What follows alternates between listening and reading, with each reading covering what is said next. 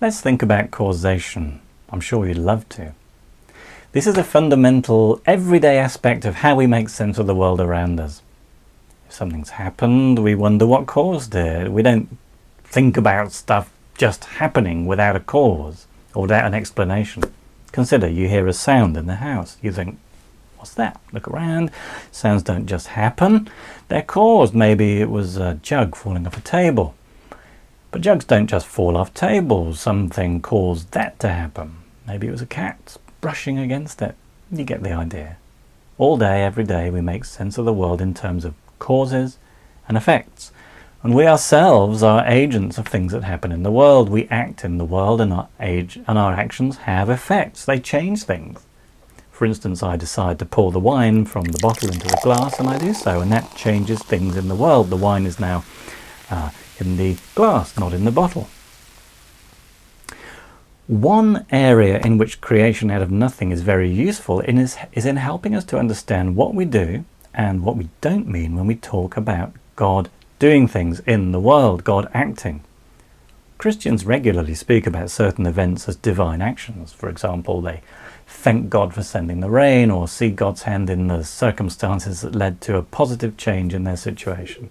Perhaps a new job, or maybe a recovery from an illness. Ordinary everyday things like having food to eat or good weather, and major life events or global events like the end of a war are often seen as a result of God's work. There is, however, a lot of scope for misunderstanding such language here. It's very tempting to treat talk of divine action in the same way that we treat talk about creaturely action.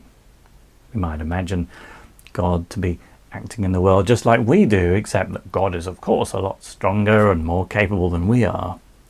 We picture God as a super being, but this is to treat God as another thing in the world, a thing in addition to trees and cats and stars and bubble gum. Is to treat divine causation as the same basic kind of thing as creaturely causation. And there be dragons. And a lot of confusion, for it puts divine action and creaturely action into competition. Let me give you some examples. Consider a believer trying to prove the reality of God's existence from an astonishing event for which we have no current scientific explanation. It must be God, she says, because science can't explain it. Now, on the other hand, think of the atheist arguing that an alleged happening wasn't God because we've got a scientific explanation for it, or if we don't now, we will do soon. So many of the debates between believers and non-believers fall into this trap, and a classic example is discussions on evolution and intelligent design. In the 18th century, William Paley famously argued that the complicated arrangements of parts in organisms is like the complicated arrangements of parts in a watch. And just as a watch points towards a watchmaker, so complex organisms point towards a grand designer.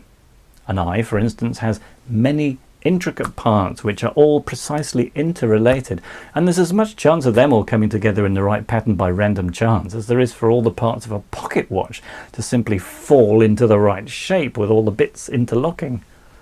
As the watch indicates a watchmaker, so the eyeball indicates the maker of an eyeball.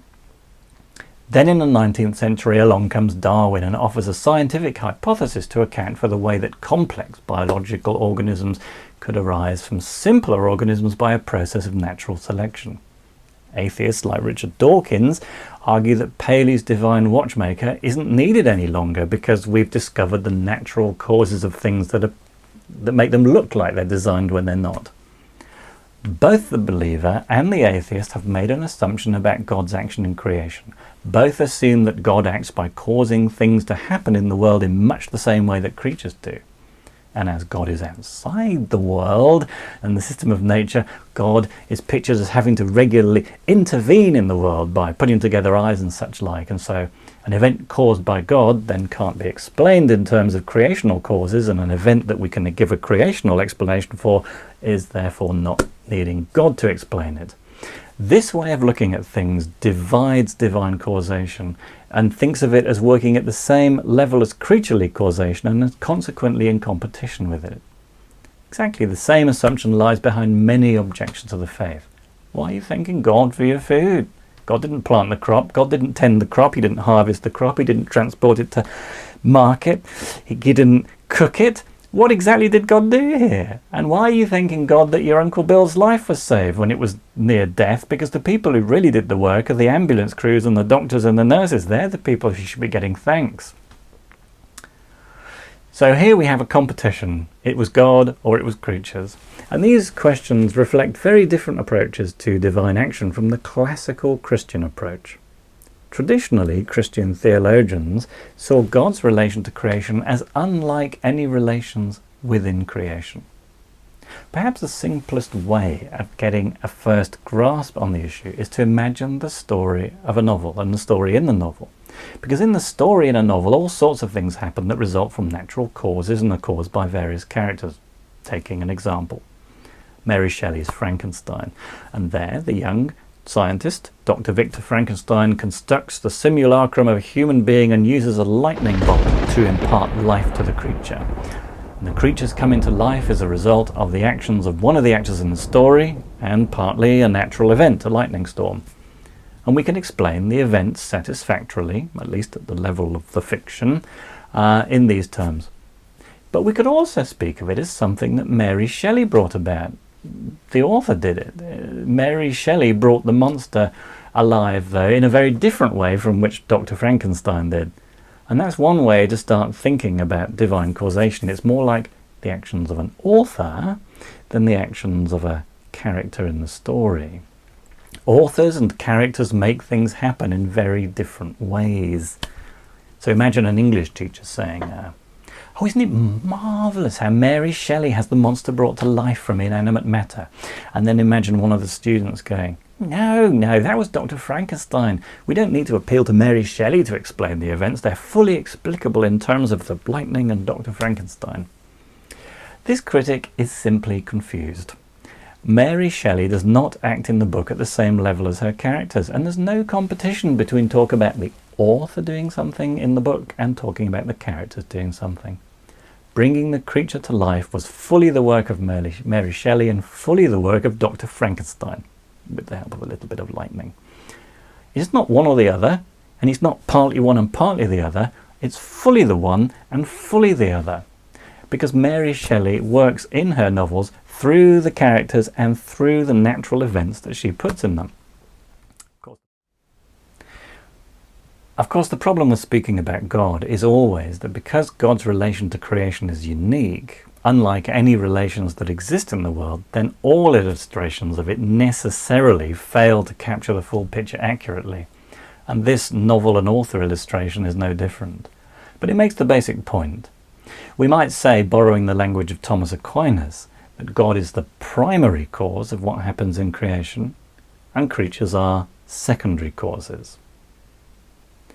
Creatures, like ourselves, have real powers to cause things to happen in the world. Our actions really do change things. But God is the one who enables us to be and to have the causative powers that we have. In the case of some creatures, such as human beings, those powers are exercised by creatures with a certain degree of free will. Our freedom is not in competition with God's actions. God actually upholds our free will. If we look at an effect in the world, we don't have to choose between whether it was caused by God or by a created cause. God's actions in creation are realized through natural processes and through created agents. We see this over and over again in the Bible, where events are caused by human beings or by natural events and are simultaneously said to have been actions of God. And there's no sense in which you need to make your mind up. Is it God or is it this storm or this weather or these people? Well, both. Many of the so-called conflicts between science and religion are rooted in confusion about this issue. Scientific explanations of events are simply explanations that work at the level of secondary causation. They're the equivalent of explaining the events in the story in terms of that are internal to the story, characters and their actions and chance events and natural events beyond the control of any of the characters. And it works very well so long as it doesn't try to overstep its inherent limits. Such scientific explanations are not in and in and of themselves, any threat to theological explanations. It's simply an error to imagine that a scientific theory could be in competition with the doctrine of creation. The doctrine of creation doesn't tell us the process or mechanism of how the world came to be. It tells us what the world is. That is to say that the world is utterly dependent upon God at every moment of its existence. In the next video, we will consider whether the doctrine of creation out of nothing is actually a biblical doctrine, or whether, as some have argued, it's actually the imposition of alien thought upon Christian theology.